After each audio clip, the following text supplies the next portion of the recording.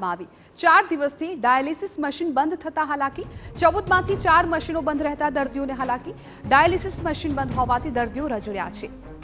સુરતની નવી civil hospital એ દક્ષિણ ગુજરાતની સૌથી મોટી હોસ્પિટલ છે। અહીં દૂર દૂરથી દર્દીઓ આવતા હોય છે। ડાયાલિસિસ મશીન બંધ રહેતા મહારાષ્ટ્ર સહિતના રાજ્યોમાંથી આવતા દર્દીઓ હેરાન પરેશાન થઈ રહ્યા છે।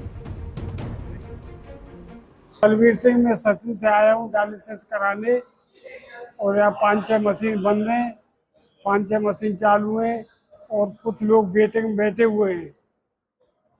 बहुत दिक्कत आता है सर, इनको चालू कराया जाए। और पेशेंट बढ़ गए हैं। બીજી તરફ નવી સિવિલ હોસ્પિટલમાં મશીન રિપેરિંગના કામગીરી શરૂ કરવામાં આવી। નવી સિવિલ હોસ્પિટલના આરએમઓએ દાવો કર્યો કે આજ સુધીમાં તમામ મશીનનું રિપેરિંગ પૂર્ણ થઈ જશે।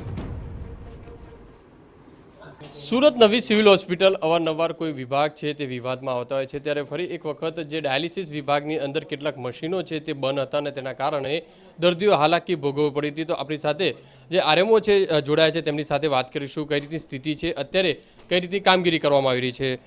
साहेब, डायलिसिस मशीनों केटलाक बंद हता, कई रीतनी स्थिति है? डायलिसिस विभाग ओरिजिनली 10 मशीनનો डायलिसिस विभाग હતો જે ત્યાં જૂના બિલ્ડિંગમાંથી નવા બિલ્ડિંગમાં શિફ્ટ કરવામાં આવ્યો છે। હમણાં છેલ્લા 2-3 મહિનાથી બીજા 4 મશીન નવા આવ્યા છે, એટલે ટોટલ હવે 14 મશીન થયા છે।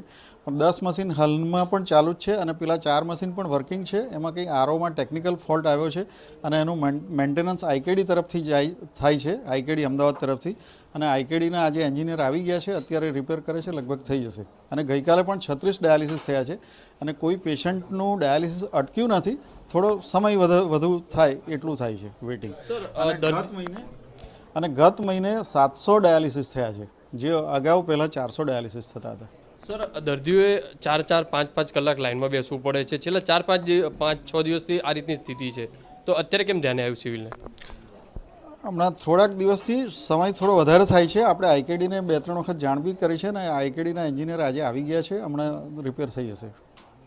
જે રીતે આરએમઓ કહી રહ્યા છે તે પ્રમાણે કે જે કેટલાક મશીનો ટેકનિકલ ખામીના કારણે જે બગડ્યા હતા તે તાત્કાલિક રિપેરિંગ જે ટીમ છે તે પહોંચી છે અને જે તે કામગીરી છે તે શરૂ કરવામાં આવી છે। એટલે ટૂંક સમયની અંદર આ તમામ મશીનો રિપેર કરી અને ફરીથી લોકોને દર્દીઓને જે સારવારમાં ઉપયોગી થાય તે માટેનો જે પ્રયત્ન છે સિવિલ તરફથી કરવામાં આવશે।